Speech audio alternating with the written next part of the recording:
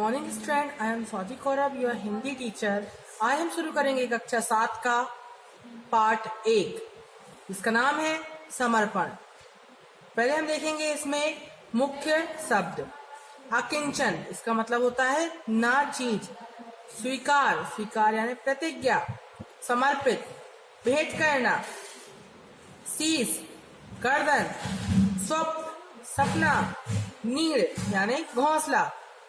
प्रस्तुत कविता में कवि ने देश पर सब कुछ समर्पित करने को कहा है, क्योंकि वह मातृभूमि को सबसे बढ़कर मानता है। हमारे वेदों में भी मातृभूमि को स्वर्ग से भी बढ़कर बताया है, क्योंकि हमारी जननी हमें एक बार जन्म देती है, लेकिन मातृभूमि ही हमें आगे बढ़ने का साधन उपलब्ध कराती है। अब पढ़ेंगे हम कविता। मन समर्पित, तन समर्पित और यह जीवन समर्पित। चाहता हूँ देश की धरती तुझे कुछ और भी दूं।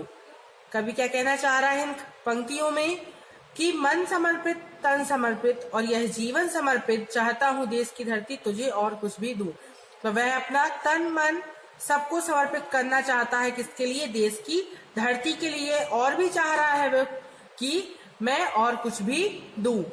माँ तुम्हारा ऋण बहुत है, मैं अकिंचन, किंतु इतना कर रहा हूँ फिर भी निवेदन। वो धरती माता से क्या बोल रहा है? माँ तुम्हारा ऋण बहुत है, मतलब उस धरती माता का कर्ज बहुत है और वह ना चीज। अकिंचन मतलब ना चीज, सिर्फ इतना ही निवेदन कर रहा है भारत माता से कि थाल में लाऊं सजाकर भाल, जब भी कर दिया स्वीकार लेना यह समर्पण। जब वह थाल सजाकर लाए भाल की, तो यह समर्पण जो है वह धरती माँ स्वीकार कर ले, यही वह चाह रहा है। मान अर्पित, प्राण अर्पित, रक्त का कण कण अर्पित। चाहता हूँ देश की धरती तुझे और कुछ भी दूं। कवि क्या कहना चाह रहा है? वह अपना मान, प्राण और रक्त का कण कण यानी एक एक उसकी बूंद भी समर्पित करना चाह रहा है धरती, देश की धरती के लिए। और भी चाह रहा है कि वह बहुत कुछ दे। मांस दो तलवार को, लाओ ना देरी, बांध दो अब पीठ पर वह ढाल मेरी। भाल पर मल दो चरण की धूल थोड़ी, शीश पर आशीष की छाया घनेरी। कवि क्या कहना चाह रहा है इन पंक्तियों में कि मेरी तलवार भी ले आओ और मेरी पीठ पर ढाल बांध दो और भाल पर थोड़ी सी भारत माता के चरणों की धूल लगा दो, क्योंकि मेरे शीश पर यानी मेरे सिर पर, मेरी गर्दन पर क्या है? आसमान की छाया घनेरी है। स्वप्न अर्पित, प्रश्न अर्पित, आयु का क्षण क्षण समर्पित। चाहता हूँ देश की धरती तुझे और कुछ भी दूं। कवि क्या कहना चाह रहा है कि सारे सपने, सारे प्रश्न और यहाँ तक कि मेरी पूरा जीवन, मेरी पूरी आयु भी, उसका एक एक पल भी समर्पित देश के लिए, और कुछ भी वह देना चाह रहा है। तोड़ता हूँ मोह का बंधन, क्षमा दो, आज सीधे हाथ में तलवार दे दो और बाएं हाथ में ध्वज को थमा दो। ये सुमन लो, यह चमन लो, नीड़ का तृण तृण समर्पित। चाहता हूँ देश की धरती तुझे और कुछ भी दूं। क्या कहना चाह रहा है कि मेरे सीधे हाथ में तलवार दे दो और बाएं हाथ में ध्वजा को दे दो, बाएं हाथ में ध्वजा को दे दो यानी झंडे को दे दो।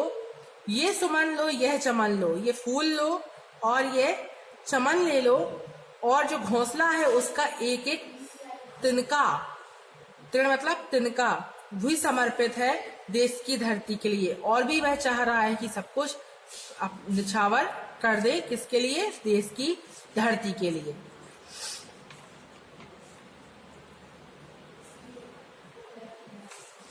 बच्चों, हम देखेंगे अभ्यास।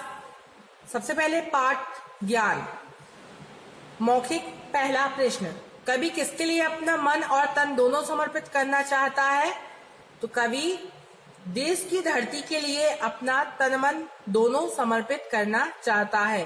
क्या आएगा? देश की धरती। खा, कवि धरती को क्या देना चाहता है? तो कवि धरती को तन और मन दोनों देना चाहता है। कवि थाल में क्या सजाकर लाने की बात कर रहा है? तो कवि थाल में भाल सजाकर लाने की बात कर रहा है।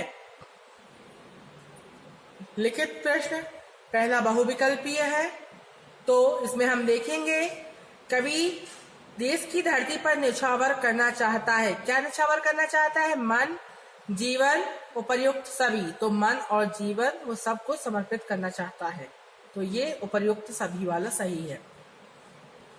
कवि किसके ऋण की बात कर रहा है? तो कवि माँ के ऋण की बात कर रहा है। ये वाला ऑब्जेक्टिव सही है। कवि कैसा बंधन तोड़ने के लिए कह रहा है? तो कवि मोह का बंधन तोड़ने के लिए कह रहा है। ये वाला ऑब्जेक्टिव सही है। कवि ने ध्वज कहाँ थमाने को कहा है? तो कवि ने ध्वज बाएं हाथ पर थमाने को कहा है। अब है रिक्त स्थानों की पूर्ति कीजिए। कर दिया खालिस्तान लेना यह समर्पण। तो यहाँ क्या आएगा? स्वीकार। पहले खालिस्तान में आएगा स्वीकार, दूसरों में आएगा प्राण, तीसरे में आएगा कण, चौथे में आएगा पहले वाले खालिस्तान में देश और दूसरे वाले में आएगा तुझे। हम प्रश्न तीसरा, निम्नलिखित पंक्तियों का भावार्थ अपने शब्दों में लिखिए। यह आपके लिए होमवर्क है क्योंकि मैंने पहले कविता समझा चुकी हूँ। इसके बाद आता है हमारा निम्नलिखित प्रश्नों के उत्तर दीजिए। पहला प्रश्न,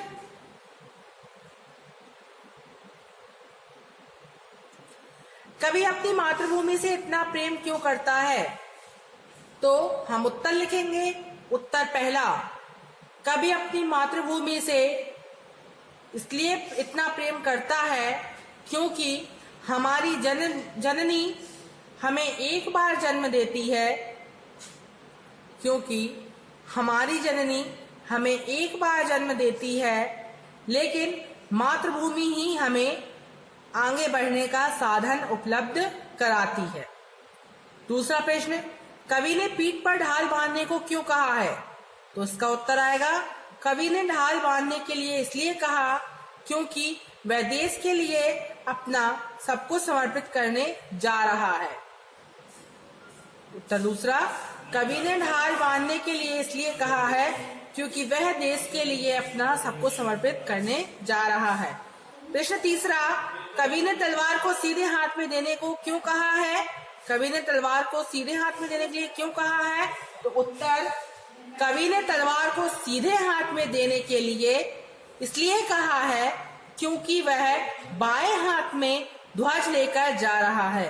कवि ने तलवार को सीधे हाथ में देने को इसलिए कहा है क्योंकि वह बाएं हाथ में ध्वज लेकर जा रहा है।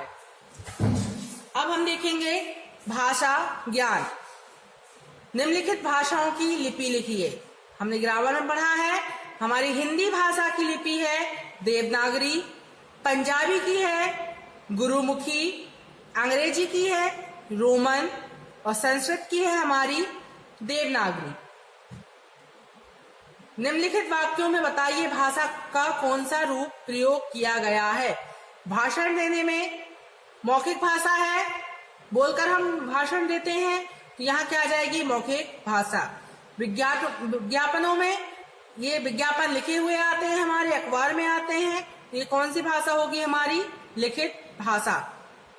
कंप्यूटर पर कार्य करने में, कंप्यूटर में भी हम राइट करते हैं, टाइप करते हैं, तो ये कौन काय में आ जाएगा? हमारा लिखित भाषा में आ जाएगा। अब दिया है ग, अनुपसर्ग की सहायता से दो नए शब्दों का निर्माण कीजिए। उपसर्ग क्या होते हैं? आगे लगते हैं, तो हम उपसर्ग लगा रहे हैं। कौन सा उपसर्ग बताया उनने? अनु। तो हम क्या लिखेंगे? ऐसे शब्द बनाने हैं जिनका कोई अर्थ निकलता है। तो अनुसार और अनुसरण, ये क्या हो गए? हमारे दो शब्द बन गए अनु उपसर्ग लगाकर। अब है उप उपसर्ग की सहायता से चार नए शब्दों का निर्माण करें। तो उप उपसर्ग लगाकर पहला है उपयोग, दूसरा है उपकार, तीसरा है उपकरण, चौथा है उपनाम। अब है हमारा पांचवा क्वेश्चन, दिए गए शब्दों में से मूल शब्द और उपसर्ग को अलग कीजिए। तो दिए गए कौन कौन शब्द दिए हैं? एक दिया है हमें अशिक्षा और दूसरा दिया है हमें प्रतिकूल। तो अशिक्षा में आ अलग है और आ उपसर्ग है और शिक्षा क्या है? हमारा मूल शब्द है, इसलिए हमने आ को अलग लिख दिया और शिक्षा अलग लिख दिया।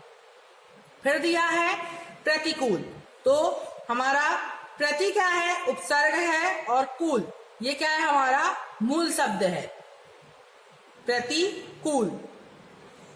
ये हमारा पहला पार्ट खत्म हो गया है। धन्यवाद।